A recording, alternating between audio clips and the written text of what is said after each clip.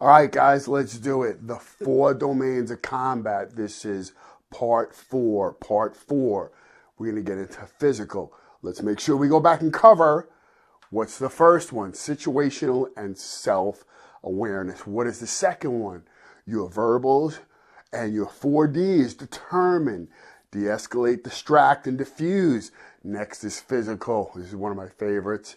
Yeah, this is what I had to deal with growing up as a kid in New York City on the Italian side of town. It wasn't if I was going to get into a fight. It was when, with how many, and what weapons was I going to have to deal with. So you really learn how to read people. You really learn how to, you got to escape or you got to get in. And then ending with physical, or lethal force, so anything that is going to render the subject dead. Lethal force, killing force. Okay, name's Hank Hayes, Intuitive Self-Protection, and NLB Tactical. So, physical. If you're coming in here first, great, you can watch this one, but you're going to want to go back and watch this from the first one, which encompasses an understanding of the 4 domains of combat, and then goes into each of these individually. Okay, physical action, meaning you got to put hands on somebody, or that somebody's putting hands on you. And in this particular situation, it doesn't require going to your lethal force, or you have to fight to a higher weapon system, right? Maybe he got to jump on you and you can't get to your edge weapon or your pistol just yet. All right, so first thing is, most important, be physically fit, both mentally and physically. That is a big deal, man. Well, let's go into that just a little bit. Being mentally fit, right? Being mentally fit. You have to injure to a degree that the threat warrants you to respond to. That's a deeper body of knowledge in itself, but just injured to a degree, and you got to be able to throttle up or throttle back mentally for that. Then, there's nothing worse than either running from somebody or running to the thing and then getting the shit kicked out of you, right? You need to be able to hang in that fight and stay in the fight and endure and successfully win. This could be 1, 2, 3 guys you might have to deal with. You may be injured.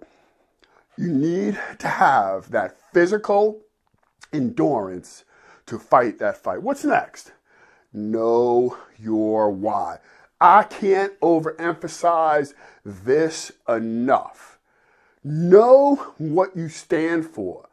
Hence, then you won't fall for any crap that just pops up. You're going to know what your why is, which transitions into knowing what your boundary line is in the sand, right? Because you can back up that boundary line. You can move that boundary line to the side, but there needs to be a point.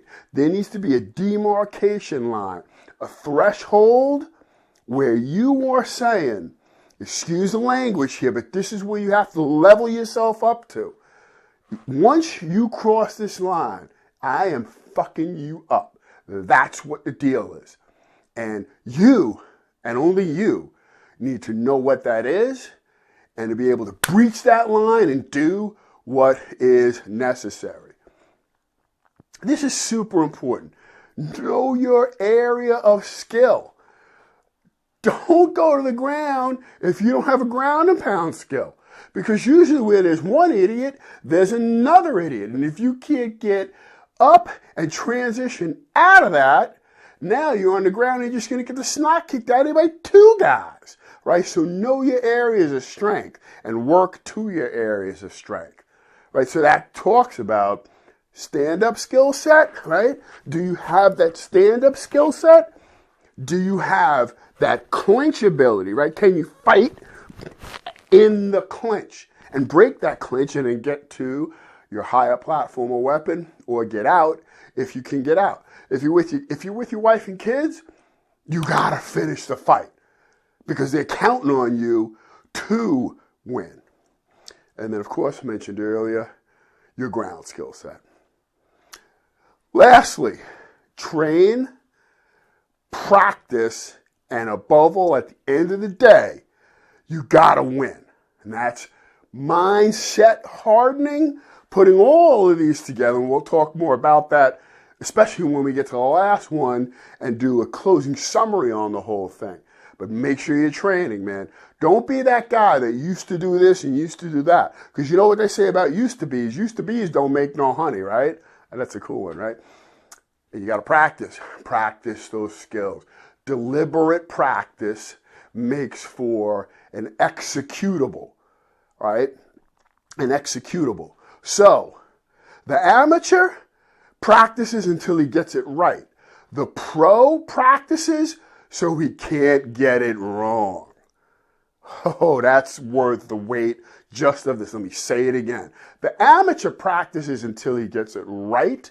The pro practices it until he doesn't get it wrong. That's huge. Okay. In the next one, we're going to have as well an opportunity for you to get into any one of our training platforms for a greatly reduced entry-level price. Make sure you check us out on the 5th session. It's going to be a great opportunity for us to meet and to train together. But make sure here that you are, again, working your situational awareness and your self-awareness, your verbal communication to bring that thing down, to then get yourself into a position of advantage, to be prepared to do the next thing, whatever that next thing is. As long as you come home safe, that's what counts. Physical, we just covered that. And lethal. Thanks. Have a great day. We look forward. Share this out, man. Share this out with people who can use it. This is where the gold is. Ciao. All right.